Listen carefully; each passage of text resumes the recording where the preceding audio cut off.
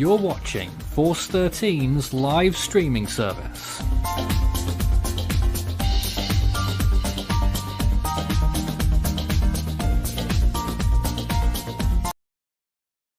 I'll talk about that. Hello everyone and welcome back to Force 13 US, not US, I did it again! Welcome back to Force 13 Live, where tonight we're going to be talking about Hurricane Ida. Before we do that though, we did just get a brand new member, Nancy Redfeather. Thank you for joining Force 13's Ultimate Fan Program. As a Category 1 member, we do appreciate it. It's that kind of stuff that keeps our operations going.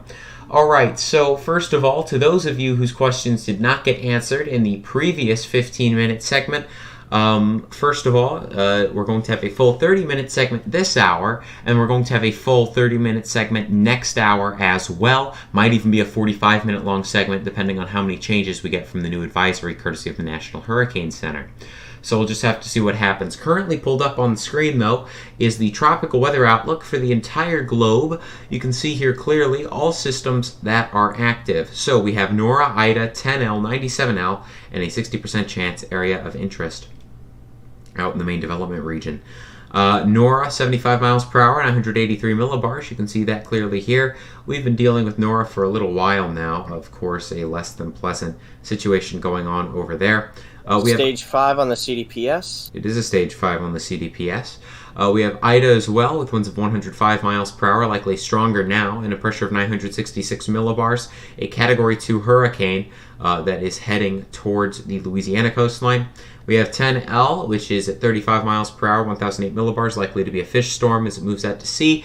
Could receive the name Julian if it does move north, or Julian. I'm not 100% sure which pronunciation is correct. And then we have 97L at 30 miles per hour, 1014 millibars, 80% chance of formation as it barrels northward. And finally, 60% chance of formation in the MDR. So, the Atlantic and Eastern Pacific are the only beds of activity right now on the entire planet. Yep. And, so, okay, Oh, and if you're wondering how it was pronounced, it is indeed pronounced Julian. All right, that's good to know. Euxinator, what were you saying? so, there is a chance, so I don't know about, how reliable the ADT is, That's what I was gonna mention. That right there is a little out of date. The more up to date one was the one that I was gonna mention before we went to break.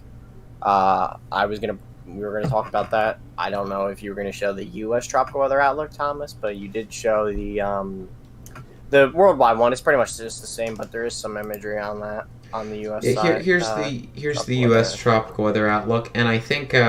And we'll get to, I think Euxinator actually wanted to talk about something else. We'll talk about that in short order. But here you can see the United States tropical weather outlook, which just gives you a closer look at the Atlantic basin and what exactly is going on there with that 105 miles per hour, 966 millibars. And again, those other systems. Ida quickly strengthening, likely stronger than 105 miles per hour at this point. We'll see what the National Hurricane Center calls at top of the hour. Euxinator, So, go ahead. Oops, sorry.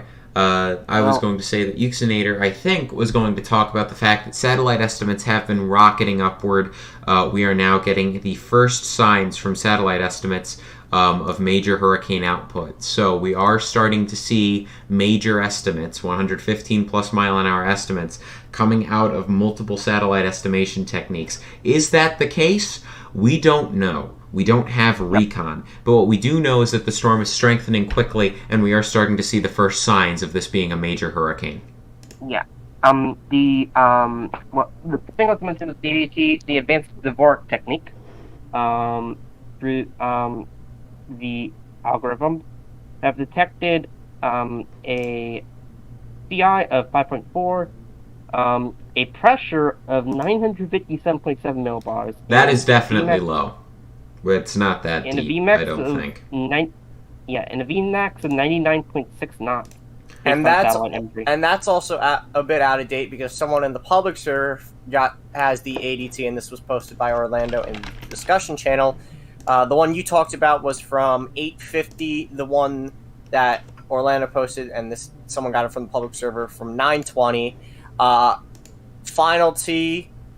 This is what the CI is: 5.5 pressure, 955.8. And the Vmax of 102 knots. So again, go on. They have the adjusted T and the raw T at 5.8, but the final T number is 5.5. Yeah, and there we go. And again, that's just because the satellite is improving rapidly. Now, I would like to note we do need to take caution with this. There were estimates of I remember last year, Eta and Iota in particular, that were a bit high. So when storms rapidly improve in structure like this, sometimes satellite can go a little crazy.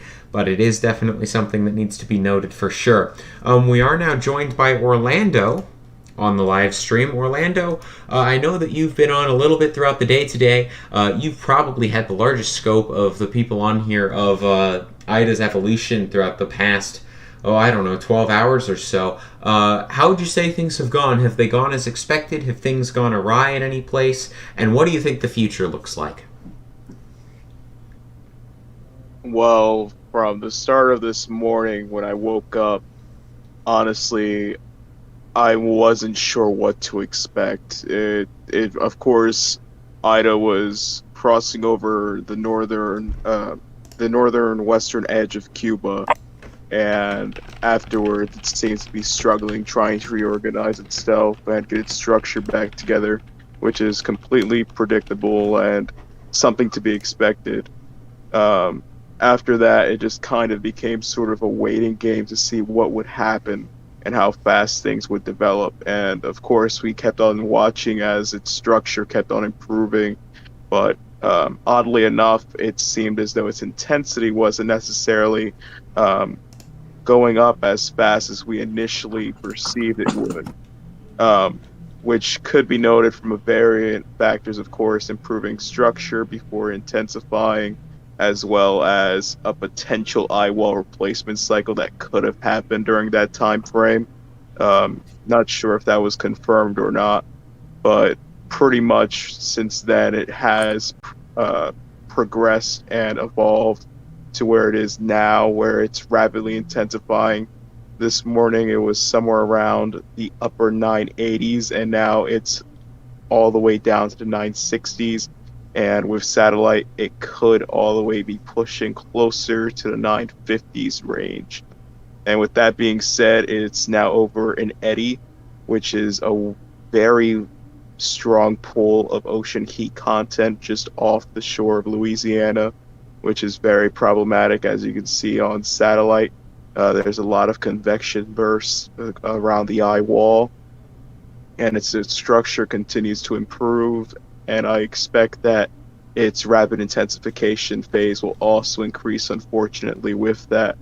But what's most important, and what I'm really looking forward to see, is the next reconnaissance flight flying in to see how much it actually has improved and how much does its satellite appearance correlate to its actual intensity. Unfortunately, that won't be coming for quite a while, unless another unscheduled flight comes in. When is the next scheduled flight? I believe, if I'm reading it correctly, it's going to be 6:15 UTC. Oh my goodness! So we have a while. I'm probably reading that incorrectly, mind you, but regardless, it's going to be a fair amount of time. That'd be around 2 in the morning is when they start preparing, and they probably start heading out later than that. My goodness. All right, so what I just threw into live output, and this was just tweeted, we have a new Force 13 cone made by our own Xavier Burns. He's not on the call with us, but he will be taking over the live coverage at midnight Eastern, so in about an hour, 45 minutes, if you want to bring that up on the screen. Oh, speaking of Xavier, here he is. Xavier Burns, Xavier. On the stream, welcome. Yeah, I was watching from the YouTube, and you all started talking about the cone, so I figured I'd hop in and explain what we've got in the latest forecast, that too, and the fact that I'll, as mentioned, of course, be starting the takeover once midnight approaches, at least for the Eastern time zone, so in about an hour and 42 minutes. So we have it making landfall as a 130-mile-an-hour storm that makes it Category 4, although the cone, in a way, doesn't exactly show it, given the fact it's in between the points now. These are, of course, 12-hourly points, and this will now be making landfall pretty much in between the two. Rapid weakening is, of course, expected as it pushes inland, but it's also going to be slowing down. So we're really going to be looking at a heavy rainfall threat. And needless to say, anyone that's in the path of the cone or near it will definitely be experiencing a relatively wide amount of rain associated with this. Of course, anyone in the coastal areas, if you haven't evacuated yet, storm surge, of course, is going to be a significant threat. Same with the destructive winds that we'll be seeing with this. Absolutely. This is going to be a rather gnarly situation. Something that I would like to ask you about, because of course forecasting is one of the most challenging things to do, especially on the intensity end. Ida is really starting to get its act together. So my question is, we've been holding at 140, 145 for a while now. In terms of Force 13's predicted intensity of this. When it comes to dropping to 130, which is in line with the National Hurricane Center, what was the thought process there?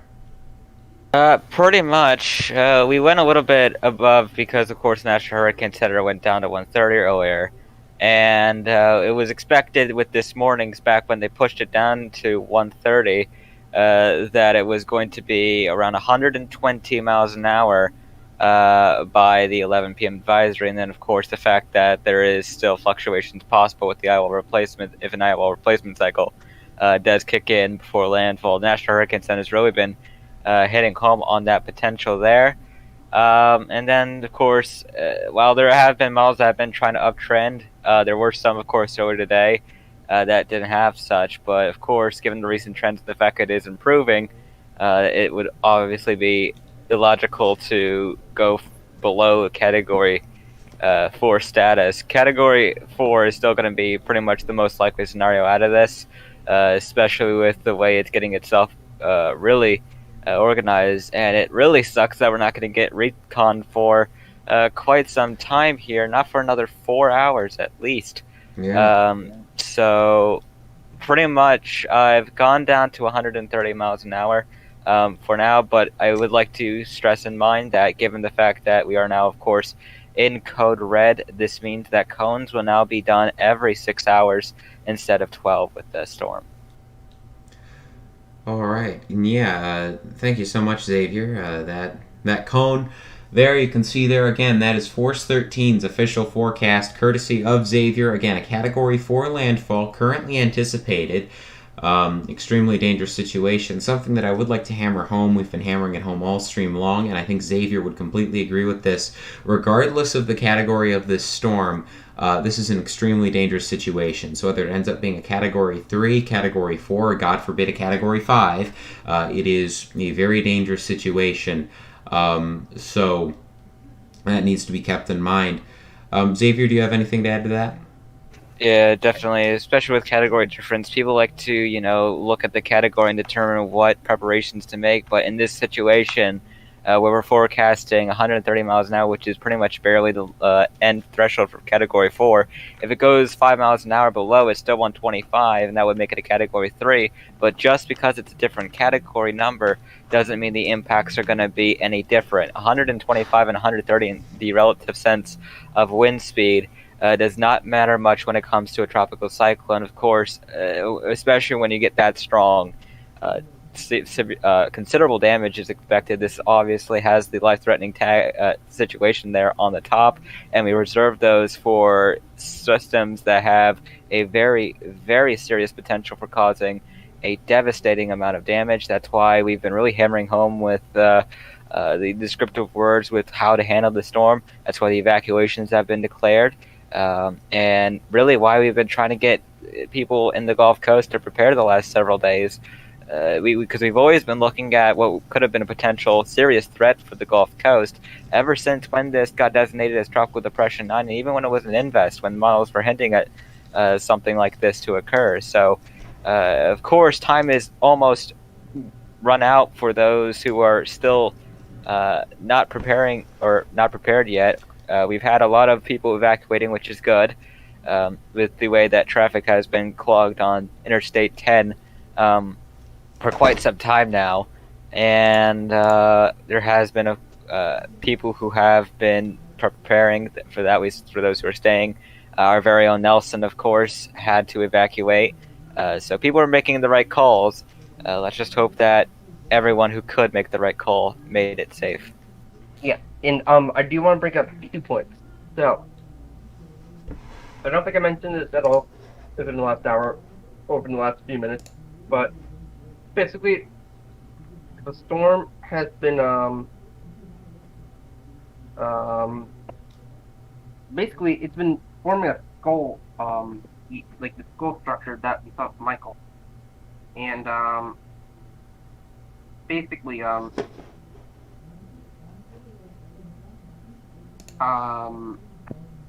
usually a skull structure means that the storm is rapidly intensifying. We saw this with Michael, we saw this with Matthew. It's a structure that we don't want to see. Oh my god. And another thing is that on the Go 16 brightness and temperature, it's looking as though the temperatures are really starting, like the temperatures around the eye wall are really starting to drop, I guess. Mm-hmm. Yeah, we're seeing cooling cloud tops around the center of circulation. Well, we're seeing the hallmarks of a rapidly intensifying tropical cyclone. This is over the warm eddy, now over the warmest ocean heat content on planet Earth right now. It's literally off the chart. This will have no problems with strengthening whatsoever as long as it's over this, and it will be able to strengthen at an extraordinarily fast rate. I'm curious to see what the National Hurricane Center is going to say as we do approach top of the hour with their full advisory, and we're going to be going over that in lots of detail in the next hour. In the final hour of my segment, before things do go over to Xavier for the next 4 hours before I think Nathan makes his return.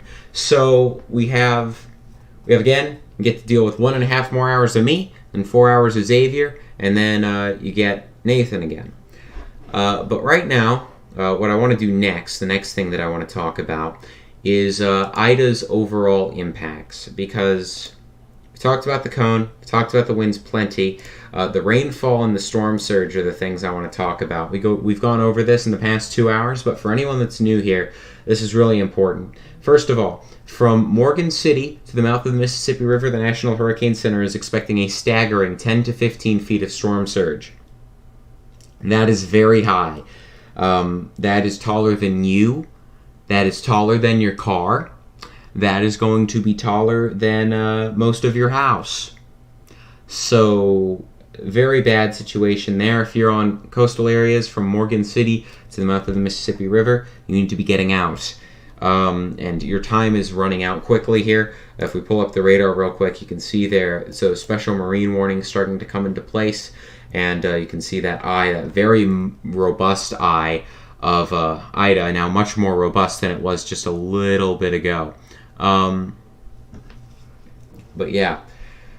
Oh my, I'm going to be honest, I'm getting very antsy with the fact that this storm is doing what it's doing right as Recon left.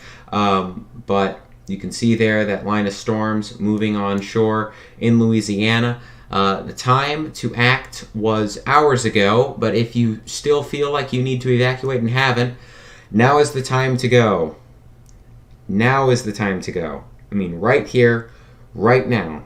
Within the next 15 minutes, you need to be in your vehicle and leaving if you are in an evacuation zone. This is a very, very dangerous situation. And do you see that big line? Not that one right there on shore. You see that big line right there off of shore, Thomas? Uh-huh. That's pretty much your it point.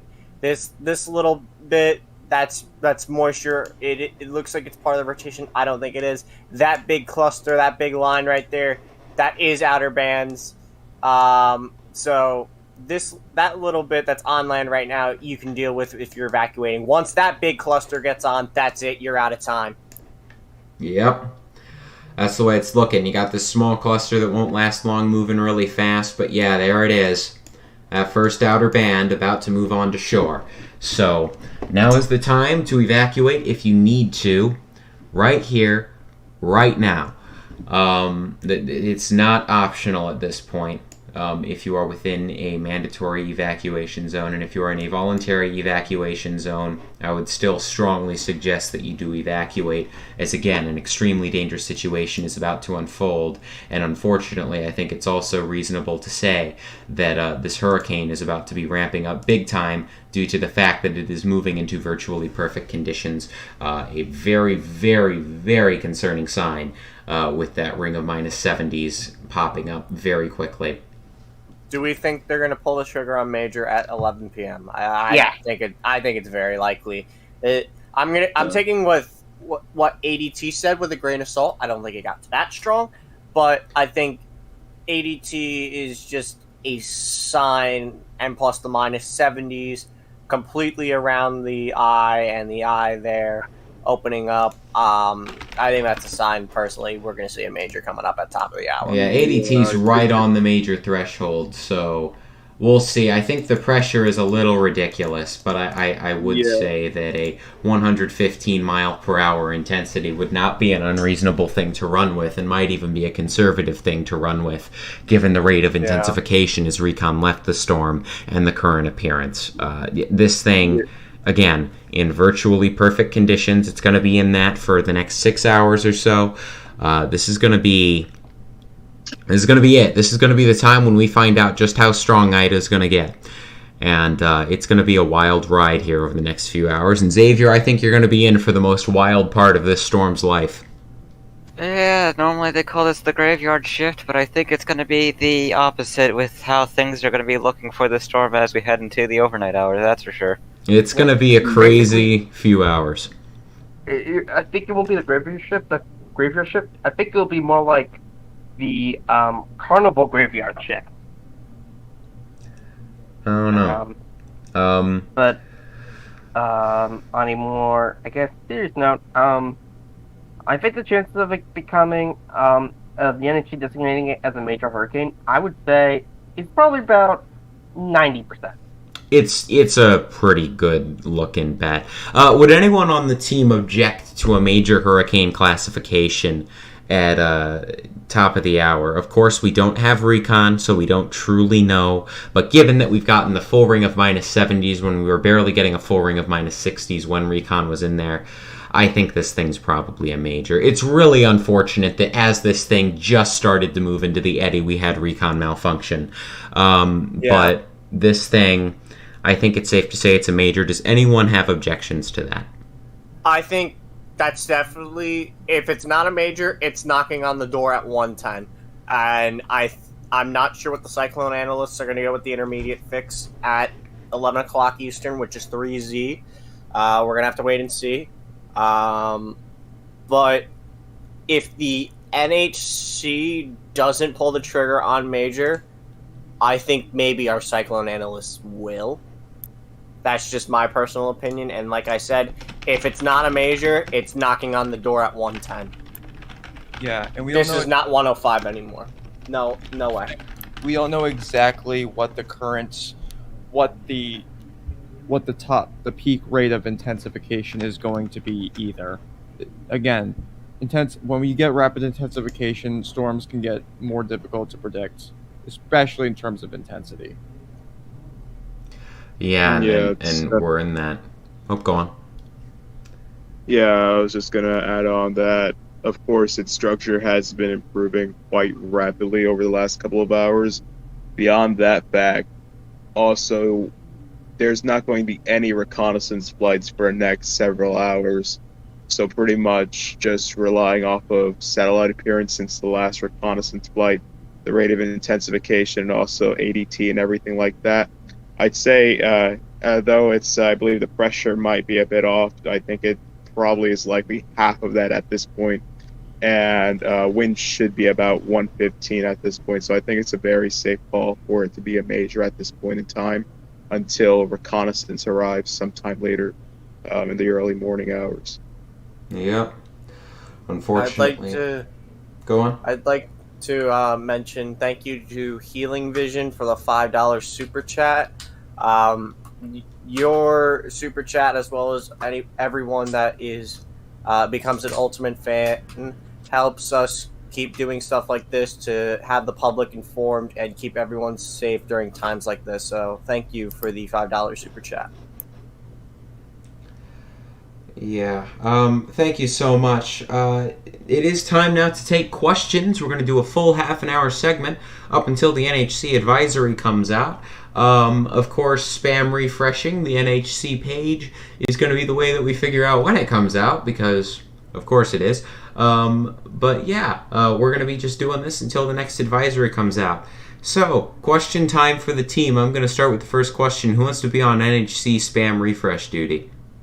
I have IEM bot NHC Twitter notifications turned on. That's usually how I get informed when the advisories come out, so I will be on that. So yeah, Jonesy will be on when the next advisory comes out. I've got IEM bot ready. Oh my goodness. Alright, we're going to know when the new advisory comes out, folks. We're going to know it right when it happens, too. Thank you to Ryan T. as well for the $2.99 super chat. I think that's Canadian dollars, but I'm not sure. Yes, it is. Yeah, thanks to everyone who is donating. And for Healing Vision's question, Nelson had to evacuate.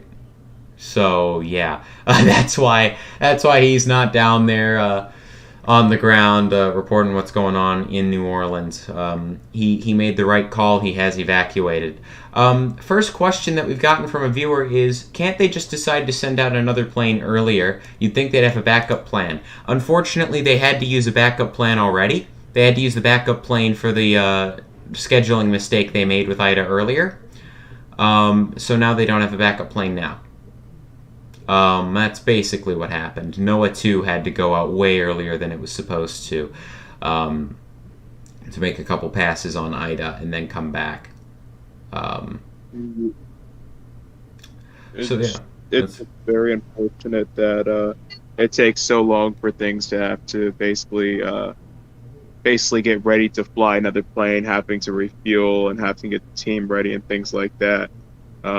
Especially with the limited budget, it's just they're doing the best they can with what they have.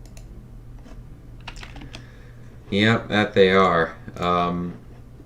All right, next question that we have here. Just a moment, my YouTube chat just went all weird on me. Next question. Could Houma get sustained major hurricane force winds? I'd assume that's Houma, Louisiana. Yes. Yes, yeah. That is Houma, Louisiana, and yes, they will. They're in the cone. They're actually smack in the middle. Yeah, they're smack in the middle. I'm pretty sure Huma's outside of levee protection, so they're definitely going to get hurricane winds, and they're definitely going to get surged as well. And they could get major hurricane force winds as well. Oh, yes, that as well. I would not be shocked to see them in an extreme wind warning in about, 15 hours' time. So, yes, if you're in Houma, you could definitely get major hurricane force winds. Next question. Would y'all think the NHC would do a special advisory to announce Category 3 status if that is needed in this case? No. If they don't go with major at the top of the hour, they'll either announce it at the intermediate advisory at 2 a.m. or they'll do, if it becomes even better on satellite and if the ADT numbers become better for the storm, worse for everybody else, then they would definitely do a special advisory. Yeah, they'd do a special update if there was some sort of nuts change, but especially since we don't have recon to confirm anything right now, I don't see any reason for them to do a special update. We'll see, though. If things do go absolutely nuts after this advisory, they could do a special statement. Speaking of advisories, but this is not for Ida, but this is how you know that stuff will be on the way. They have issued the 4th advisory on Tropical Depression number 10. It is still a tropical depression. Nice. Tropical depression expected to become a tropical storm on Sunday. Winds at 35 miles per hour, pressure of 1,007 millibars. They've actually brought up the forecast quite considerably. They used to have it only as a tropical storm for 24 hours. They actually now have it staying a tropical storm the entire forecast period once it becomes a tropical storm, and actually bringing it up to 50 miles an hour on day 5. You can thank the H-Wharf for that. We have, according to the WeatherBot 9000 Twitter account, sounds to be breaking news. New mission AF303 1209A for Ida. So this possibly means emergency recon. AF303 was the flight that got canceled. AF303 was the plane that had problems. I can't imagine if they had safety problems that they are, but we'll see. We'll definitely see. Nope, you're right. AF303 is taking off again. Yeah, I guess it had to do with something with some equipment issues. Yeah. So it must have been an easy fix.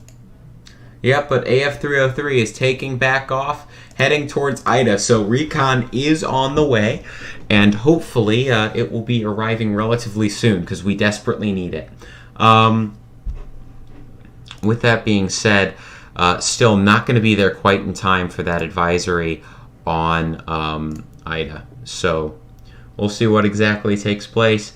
But again, I think a major hurricane upgrade probably going to happen when the new advisory comes out. Next question. Will there be a tropical weather bulletin today? Given current circumstances, I think that this in our automated streams has taken the place of the tropical weather bulletin. There will not be a tropical weather bulletin taking place today due to the fact that we've had everything else going on. So Yeah. if you do want to see what's going on worldwide, we do have on our Twitter page our full worldwide tropical weather outlook, and you can actually see it right here. This gives you a great idea of what's going on around the world. We also have an automated streaming service up providing that information as well. But right now, all of our resources are going into Ida and Nora due to the extremely dangerous situations that both of them are providing. Xavier, you wanted to say something? Yeah, as the person that typically does these live TWBs, needless to say, that normally we would have done one, but of course, given the very, very significant situation we're dealing with Ida, of course, here, we typically don't tend to do live TWBs during Code Red situation. It tends up being full coverage, and we try to make sure that it's non-stop coverage. That is, of course, why we're cycling through different streamers. We had Nathan, we had Tim. Currently, we have Thomas leading, and then eventually it'll be me, and then Nathan again. So, we're still live either way. It's just that it's not going to be, the tropical weather bulletin format that you're used to. But they should be returning back, at least in the live format, either Monday or Tuesday. Yep. All right. Next question: how far east do you think Ida's center could theoretically go? This is a good question because Ida's been going east of its expected track for quite a while now, and it's still going east of the current expected track. Not by too much, but it is enough to make you think that a direct landfall outside the cone on the mouth of the Mississippi isn't out of the question anymore, which would be really bad news because if it goes much farther east than that, then you've got an extra, 12 hours? 12 hours before landfall? So, not great news if it's able to get stronger. It's in that absolutely insane OHC pool right now. It's just starting to breach the 150 area, and it's about to get into the 200s, which is when I'm personally expecting this to go absolutely bananas. But, yeah, as of now, this could go, I'd say a Mississippi landfall. I'm not going to rule it out, but I think it's unlikely. Yeah, it's going to have to move a lot more east overall. It's going to have to wobble a lot more. Right now, though, pretty much very far southeastern Louisiana is, I think, the farthest it'll end up going, if anything. But yeah, it's still bad news regardless of what, because the more east it moves, the closer it'll bring more direct impacts to the New Orleans metro area. which is very, which would be very catastrophic because there is a lot of people that haven't evacuated since there wasn't mandatory evacuations organized. So it'll be a very bad situation if it keeps on like this. But yeah, Mississippi is not off the cards, but overall shouldn't be too far east. I mean, to be fair, all of Mississippi, at least in the coastal areas, are under a tropical storm warning right now. And if you look at the forecast come from the National Hurricane Center, at the center, if it were to track on the original course, would have taken it right over Huma. But if it keeps on going east, that would really take it over Golden Meadow or Port Sulphur, which of course would then lead to pretty much a pass over western New Orleans, which of course would not be a good scenario at all. And doing some measurements right now, at this point, it's around 210 to 215 miles away from land. So yeah, we still got another about 14-15 hours before it makes landfall at the current trajectory. Yep, and that is 14-15 hours that this storm is going to have the opportunity to strengthen, and it's going to take advantage of that. Again, it is rapidly intensifying right now. There is no doubt in my mind that that's going on. It's very clear from satellite appearance that's what's going on. Next question, is there a chance that Ida hits Cat 5? We've gotten this a lot. I'm just going to make this blanket statement right now, and then I really don't think that it's necessary to talk about it. It doesn't matter. Technically, yes. The 20% that was given at the beginning of this stream was due to the assumption that it had been rapidly deepening before the new recon data, and that it would have been far stronger than it actually ended up being. Regardless of whether it actually gets to Category 5 or not, the impacts will be very similar. The storm surge will still be similar. The rainfall will be similar, and even the wind damage is going to be similar. Once you're up to Category 4, the distinction between Category 4 and 5 in wind damage is not that large. It's actually the only two categories, 4 and 5, they're the only two that the National Hurricane Center describes with the same language because they're so close together in the amount of damage they're capable of causing. So regardless of whether this is a Category 4 or a 5, it's just as dangerous, and I really don't think that it should be a huge point of contention. Next question. Is this storm intensifying at the same rate as Wilma? No. Yep. Nope. No. Yeah, no, not at all. Hard no. No. I think no. There is no. Wilma's a different animal altogether. It's not even no point of even trying to draw comparisons. I mean, This temperature's hotter. I mean, this does technically have higher ocean heat content under it. I mean, of course, but at the same time, it's just not like right now at this moment. There's no competition. Obviously, this storm is going to get very strong very quickly, but not at explosive levels of Wilma. No. Wilma was its own beast. Yeah, it was. I'm just gonna shift things real quick because I know Xavier mentioned this a couple minutes ago, and now I'm looking at the forecast advisory. So I love how in the U.S. tropical weather outlook tweet I go, 10L is only going to be a short-lived tropical storm, and then just the new advisory on 4L now has it as a tropical storm throughout it, and it actually in five days has it at its peak at 45 knots. So thank you, NHC, for making me eat my words. You can thank the H-Wharf for that.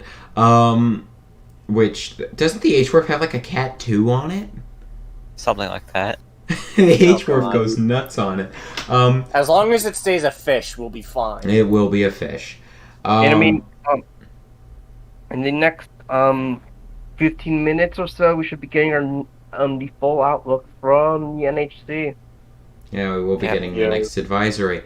With that being said, I do want to now go over a couple other questions. The next question is, when will the NHC begin hourly updates? I believe, is it 12 or 6 hours to landfall? Because if it's 12, then that means that they'll begin them at the next full advisory. They haven't done them this year yet. I'm pretty sure it's for majors and it has to be within a certain time. I'm not sure though. But I know they haven't really done them this year though. It might be within the last 12 hours for landfall. I mean, if it gets declared too major and they all of a sudden just start doing hourly updates, then, well... Well, we'll see. They're going to announce, we'll know when the intermediate advisory comes out, the full advisory comes out, whether they're going to be starting the hourly updates this full advisory or the next full advisory. But they will be starting them within the next 6 hours. And go on. I do want to mention that it's looking as though we're starting to see even cooler eye temperatures. I mean, cooler temperatures around the eye start to form in those cooler cloud tops. We are seeing cooler cloud tops. We're also seeing that minus 70s ring has broken a bit, and the eye is cooling, but we are seeing a very, very cool eastern side of this right now. I think that we're just slowly going to see this get more and more robust. Next question. Earlier, the crew was talking about an eastward shift and potentially putting that hit on New Orleans. Any update on that? Xavier talked about that just a little bit ago. New Orleans could receive a direct hit. Yeah, so as of right now, the National Hurricane Center, of course, in their 5 p.m. Eastern advisory, 4 p.m. Central Time, had it going over Huma. But given the fact that it's been tracking east of where the center of the line has been, and if it keeps its trajectory at its current rate, and it has been for quite some time now, going east of where the cone was supposed to take it, that would really take the landfall near Golden Meadow or Port Sulphur instead, and as a result, this would lead to a lot more impacts across New Orleans because, of course, the closer you get a storm near it, the more chance of them seeing the eye wall. Alrighty, I'm going to cut you off. Ida's not out, but we have breaking news. We have a brand new tropical depression in the Atlantic. 11L has formed. Yes, it has. TD11. That was 97L. 97L has just become Tropical Depression 11. We're getting all the information that you're going to need on that right now. Not too surprising, but 11L is here. The forecast advisory is the first thing to come out. 10 millibars. It is expected to become a short-lived tropical storm that is in the banner. Yep, the forecast advisory shows a 50-knot peak, 60 miles an hour. And either of these could get the next name. Yes, they could. And Ida's advisory is out. All right, well, we're about to find out what we got with the new public advisory. We'll be seeing that in short order. Yep, just want to let you know they are running with 105 miles an hour still. They are holding. Really? Bars now, though. They are holding at with the next forecast point. That point being valid for 12 UTC. 964. 964 millibars. Yep, with a 115 knot peak. They're still holding at Cat 4. For the peak. Cat 4 for the peak. Yeah, I think that they only are doing this because no recon data. Yeah, that would be what I would presume as well. Yep, but no recon data, and I don't think they want to take ADT into account. If recon finds what ADT has, if recon verifies what ADT is saying, then we're going to get an update statement before 2 a.m. We'll see. I think that recon is going to be the great determiner, and on Xavier's shift, we're going to find out just how strong the storm really is. But I think we can say safely the storm is stronger than 105 miles per hour. It's just a matter of how much stronger. I think the fact the National Hurricane Center is held at 105 due to the fact that we just don't have recon data, and the fact that we're going to be getting it soon is a perfectly reasonable thing. I think they're fully anticipating recon to fly into the storm, find different data, and then from there they're going to find the true strength of the storm and release that to the public. Jonesy, going off what you said about 11 there, you said 50 knot peak. It's actually a 45 because it actually turns extratropical as a 60 mile an hour storm. I never said 50 That was knots. me. That Oh, was yeah, Tom. it becomes extratropical at 50 knots. Ah, okay. Yeah, all I just said was short-lived tropical storm. Because they were saying that it was, in a couple days, it will get absorbed into a frontal system. Also, something fun here as I went to take a look at this cone to pull up for the viewers. If you look to pull up the cone, you will find the remnants of Tropical Depression Fred. So that's your code Okay, now for 11. Now the code is there. Is the real? Nope, not for me. You just made me pull up Fred again. It's in discussion. Okay, well, I'll put it in the let's get live that pulled output. up. I just threw it in the live output for you. There it is. I found it. All right. This is not Fred. It's Tropical Depression 11.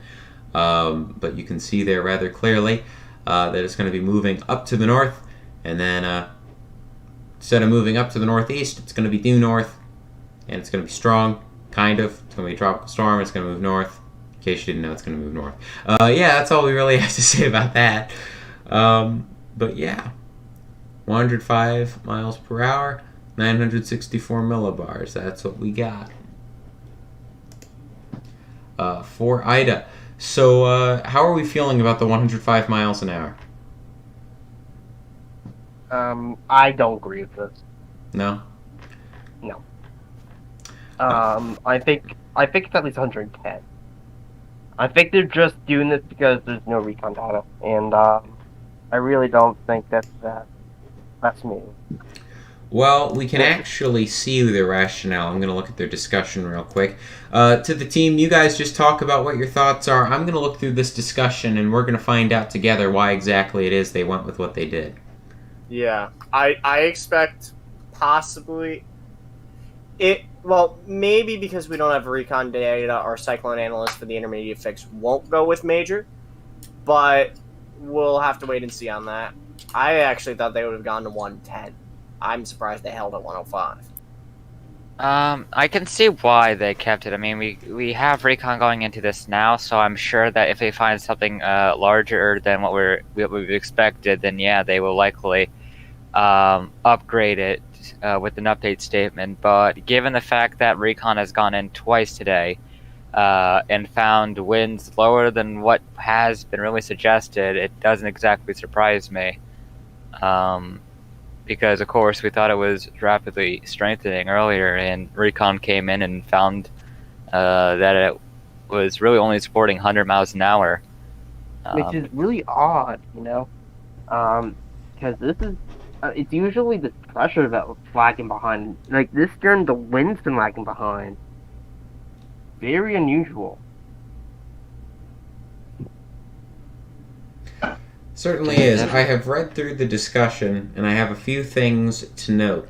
The first thing is that we were expecting this to be a major hurricane by now, and it is not. According to the latest advisory, that is good that it is behind schedule. The next thing is that NOAA has said the following. They said that NOAA found Ida to have leveled off earlier tonight. They found pretty much that it was deepening at 2 millibars an hour, but that winds weren't really increasing with it.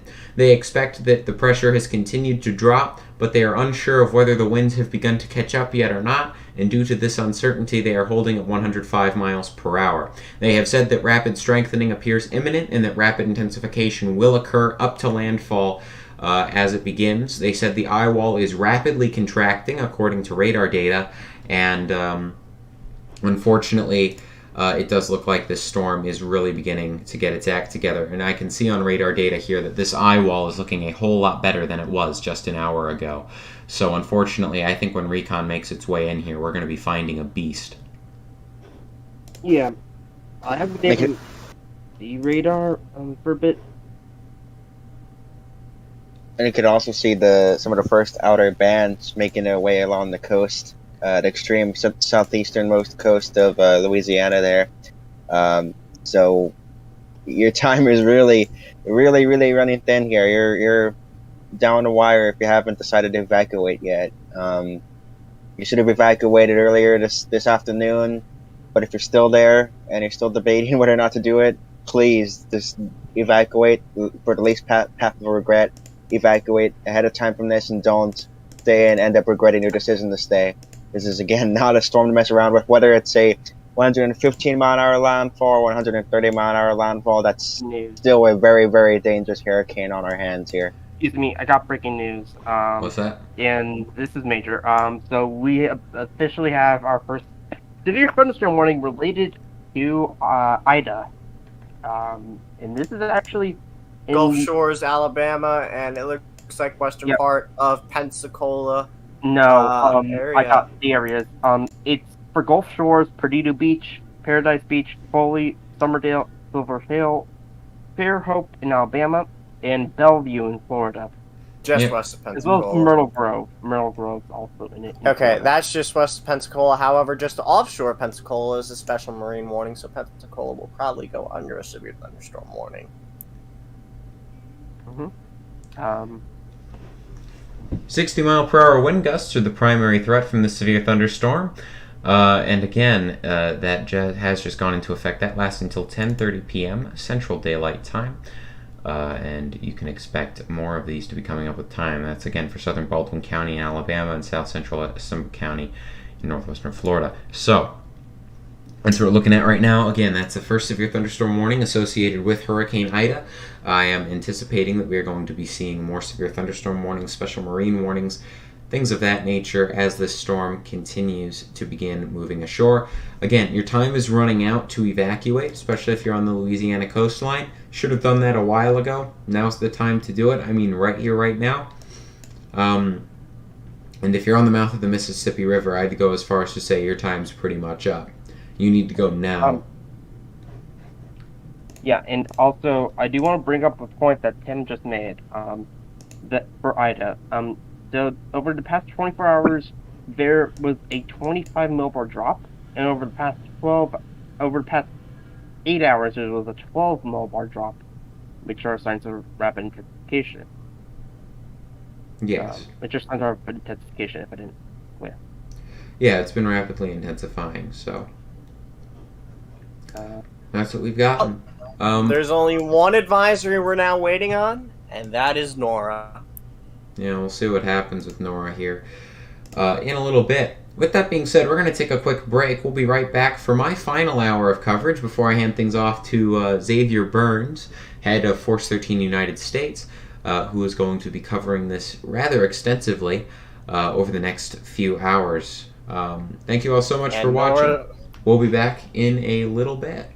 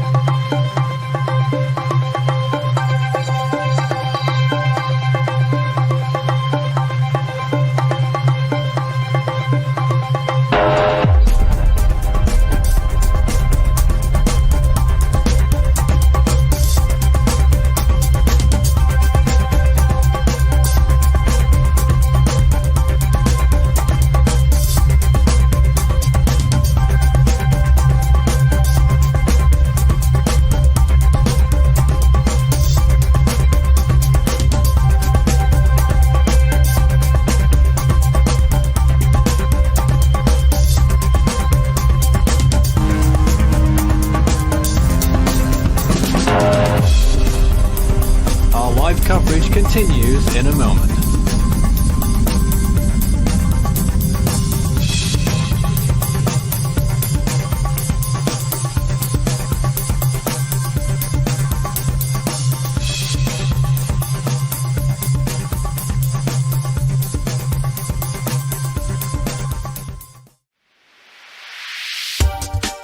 You can follow Force 13's outlets, the website, force13.com, our YouTube page, youtube.com/Force13, on Facebook under the same name, Force13, and our Twitter handle, it's @Force13 if you wish to get in touch. You can also add Force 13 on Skype and my personal account on Discord, Fool13, at extension 9094.